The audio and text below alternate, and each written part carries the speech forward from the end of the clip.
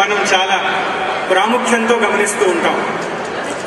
వాటికి సంబంధించినటువంటి సందేశమే.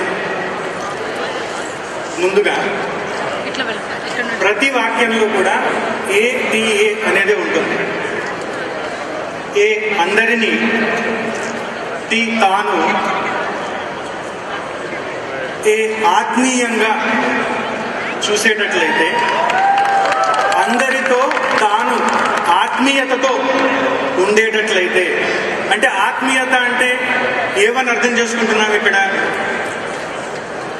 శరీరానికి, మనస్సుకు, బుద్ధికి, ఇంద్రియాలకు సంబంధించినటువంటి పరిమితులను, లిమిటేషన్స్ ని చూడకుండా,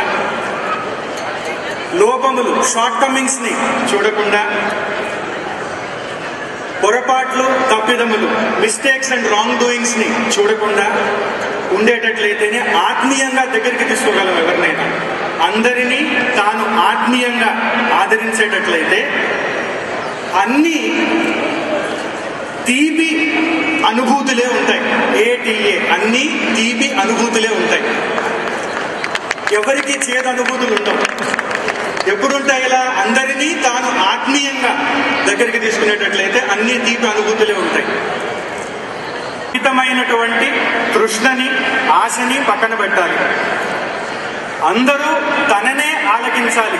అందరూ తననే ఆలకించాలి అనేటటువంటి మొండి పట్టుదలను పక్కన పెట్టాలి. ఎంతో మంది ఎన్నో విషయాలు చెప్తుంటారు. వారిలో ఉండేటటువంటి విశేషమైనటువంటి గొప్పదానాన్ని కూడా గుర్తించి అందరికీ ప్రాముఖ్యతను, ప్రాధాన్యతను ఇచ్చి వారు చెప్పేటటువంటి విషయాలలో ఉన్నటువంటి మంచిని గ్రహించేటటువంటి విధంగా ఉండాలంటే అందరూ తననే ఆలకించాలి అనే మొండి పట్టుదలను పక్కన పెట్టి అన్నిట్లో తానే అంతటా ఉండాలనేటటువంటి, అందరూ తననే అనుకోవాలి అనేటటువంటి స్వార్థాన్ని పక్కన పెడితే అందరూ తననే అనుకుంటారు. ఇలా కనుక వీటిని పక్కన పెట్టేటట్లయితే అలసట, తగాద, ఆయాసము అనేటటువంటి ఉండవు. అలసట ఉండదు, తగాదాలు ఉండవు, ఆయాసం ఉండవు. అసంతృప్తి, తన్యత, అసుఖము ఉండవు. డిస్సాటిస్ఫాక్షను, టెన్షను, అన్హ్యాపీనెస్ ఉండవు. అసంతృప్తి, తన్యత, అసుఖము ఉండవు. అలాగే ఆశాభంగము, తీరని ఆవేదన, దరికి చేరవు. ఆశించినంత, తగినంత అందట్లేదు అనేటటువంటి వెలితి కూడా ఉండదు. అలా వెలితి లేనప్పుడు ఇక వేరే విధమైనటువంటి కంప్లైంట్స్ అనేటటువంటివి కూడా ఉండవు.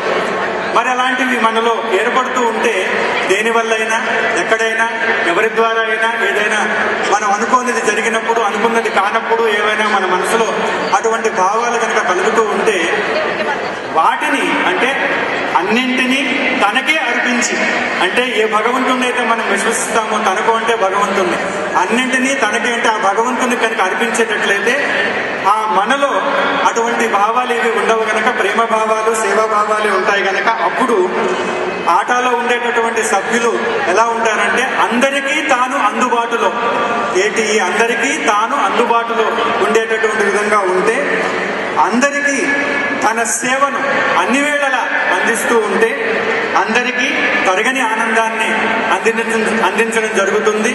అందరికీ తరగని ఆనందం అందాలని, ఆ విధంగా అందరూ ఆటనే తలుచుకుంటూ అనంతంగా ఉండాలనేటటువంటి భావనతో మీ ముందు సెలవు తీసుకుంటూ హరి ఓం, నమస్కారం.